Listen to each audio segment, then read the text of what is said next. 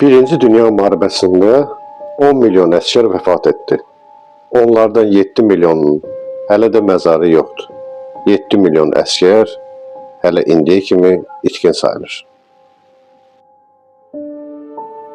Bəs bu qədər insan necə yoxula bilərdi? Güclü mərmi yağışları torpağı alt-üst edirdi ki, cəsədlər tamamilə yox olur və ya tanınmaz hala düşürdü. İki səngər arasındakı təkcə ərazidə qalanları geri gətirmək qeyri-mümkün idi.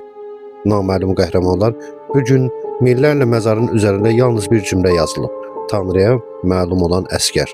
Onların kimliyi heç vaxt tapılmadı. Məsələn, Fransadakı Tifval abidəsinin məzarı olmayan 72 min əskərin sadəcə adı divarlara həkk olunub. Hətta 100 il keçməsinə baxmayaraq, Belçika və Fransada fermerlər tərəfindən əsər qalıqları tapılır. Tarix torpağın altında dincəlir. Birinci Dünya Müharibəsində 10 milyon əskər vəfat etdi.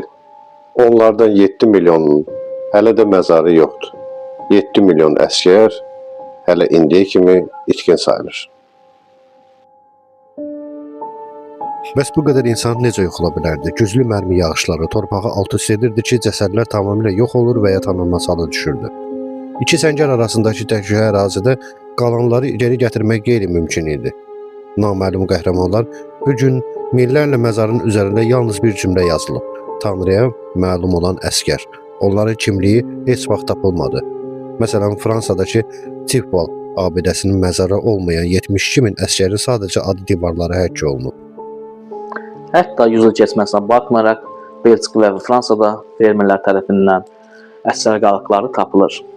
Tarix torpağın altında dincəlir.